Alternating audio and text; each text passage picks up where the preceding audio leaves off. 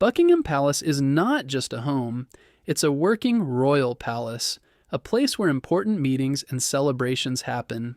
It is one of the most famous buildings in the world and a symbol of the British royal family. But it didn't start out that way. The story of Buckingham Palace goes back hundreds of years to a time when it was just a large house on a quiet piece of land. In 1703, a man named John Sheffield, who was the Duke of Buckingham, built a grand townhouse in London. He called it Buckingham House. It was meant to be a private home, not a palace. But in 1761, King George III bought the house for his wife, Queen Charlotte. They used it as a family home, and it became known as the Queen's House. It was quieter and more comfortable than the royal palace at the time, which was much larger and busier. Over time, more parts were added to the house. In the 1800s, King George IV decided to turn it into a real royal palace. He asked his architect, John Nash, to redesign it. Nash added fancy rooms, grand staircases, and beautiful decorations. The house was growing, but it was also becoming very expensive to build. In the end, King George IV died before it was finished. When Queen Victoria came to the throne in 1837, she became the first monarch to officially live at Buckingham Palace. That's when the palace really became the center of royal life. It was a big change for the royal family, and not everything went smoothly at first. The palace didn't have enough bedrooms for visitors, and it didn't even have proper ventilation or lighting. But over time, more improvements were made. A new wing was added to create the famous front courtyard that people see today. Today, Buckingham Palace has 775 rooms. These include 19 staterooms, 52 royal and guest bedrooms, 188 staff bedrooms, 92 offices, and 78 bathrooms. There's even a post office, a doctor's office, a movie theater, and a swimming pool inside. The palace is like a small city all by itself. It's where the monarch hosts state dinners, meets with world leaders, and carries out many royal duties. One of the most exciting traditions at Buckingham Palace is the changing of the guard. This ceremony happens outside the palace when the guards who are protecting it are replaced by a new set of guards. The soldiers wear red uniforms and tall bearskin hats. They march in perfect lines, and a military band often plays music. Many visitors from around the world come to watch this ceremony, which shows the tradition and discipline of the royal guards. The royal family doesn't live at Buckingham Palace all the time, but it is their official residence in London. When the monarch is at the palace, a special flag, called the Royal Standard, flies above the building.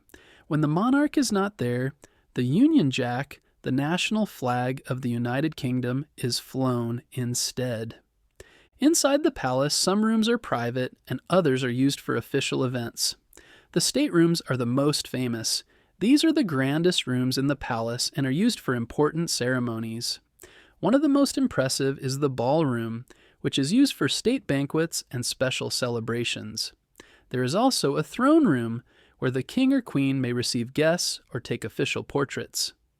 Another beautiful part of the palace is the gardens. The gardens at Buckingham Palace cover about 40 acres and include a lake, rose gardens, and even beehives. In the summer, the royal family hosts garden parties, inviting hundreds of people who have done something special for their communities. These events are filled with music, tea, and conversation, and they give everyday people a chance to visit the palace grounds. During certain times of the year, parts of Buckingham Palace are open to the public. Visitors can tour the staterooms and see some of the royal family's art and treasures. They can walk through the grand halls and learn about the palace's history. This gives people a chance to experience a little bit of royal life up close. Buckingham Palace has also been a place of celebration during historic moments. When a royal wedding or coronation happens, the royal family often appears on the balcony at the front of the palace to wave at the cheering crowds. This tradition has been going on for over 100 years. After World War II, people gathered outside the palace to celebrate peace. When Queen Elizabeth II celebrated her Platinum Jubilee, thousands of people filled the streets outside the palace to join in the celebration. Even though it looks like a place of fairy tales, Buckingham Palace is also a place of work. Hundreds of people are employed there, including chefs, cleaners, gardeners, and guards. The royal family also uses the palace to meet with government leaders, sign important papers, and plan events that help the country. Buckingham Palace has seen many changes over the years. It has survived wars, seen monarchs come and go, and remained a central part of British life.